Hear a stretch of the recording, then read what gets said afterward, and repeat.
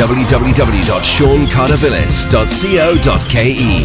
Athletics coach Claudio Barridelli has been charged with administering a banned performance-enhancing drug to world marathon champion Richard Jepteux amid anxiety that the move will hurt Kenya's performance in the Olympic Games next month.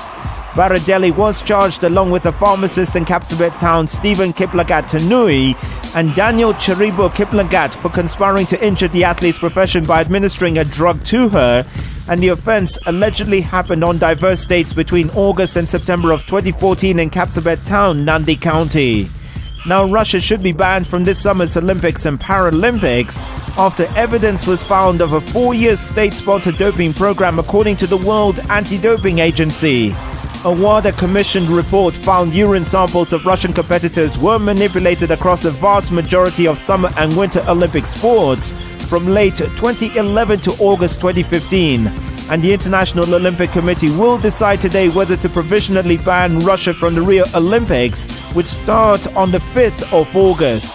Russia's athletes have already been banned from international competition, and hammer thrower Sergei Livinov explained what the ban means for him. I want to be tested, I want to be clear, but they don't really want to hear. I think the IAAF have a reputation problem now, and the only way out is to be very hard with Russians. I mean, I understand we have problems, but we have to keep the cool mind. It's okay with Olympics. I'm like 1,000 times I'm done with it, but we fight. But in my mind, I'm in the future, and I don't know if I start to train for the next year, and my mind is a lot of things. I don't know what happens.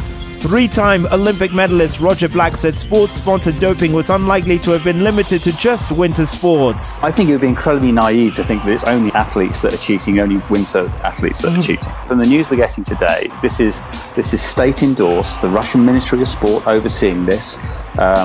This thing called the disappearing positive methodology, which was basically saying if there's a positive test, even at the venue, once it's on its way to the lab, it'll be covered up. This is state-sponsored cheating, of course it is. And to think that it can only have been in winter sports and track and field athletics, I think would be astonishing. Now, one of the biggest names in athletics won't be in Rio de Janeiro. 200 to go then, and Kenenisa Bekele, the defending world champion, world record holder, Olympic champion, he leads and his advantage is some 25 metres. At the bell, the Ethiopian saw his chance. At the bell he went, and he wins comfortably, Bekele. Kenenisa Bekele won't compete at next month's Olympics after he was left off Ethiopia's final team for failing to meet the country's qualifying criteria for both the marathon and 10,000 meters. And the world record holder in the 5,000 and 10,000 had appealed this exclusion in the marathon, but the Ethiopian Athletics Federation released its final list for the Rio de Janeiro Games over the weekend, confirming Bekele's absence. Green jersey holder Peter Sagan won a third stage of this year's Tour de France as reigning champion Chris Froome retained the yellow jersey. Here's BBC Sport with more details. It's Christoph who hits the front, but Sagan is coming round in the green jersey, and look out because it's Sagan all the way through the middle, and I think it's Sagan versus Christoph. I'm not sure who has it. Christoph thinks he has it. No, it's Sagan. It's Sagan. Oh my Sagan word. on a photo. Wow.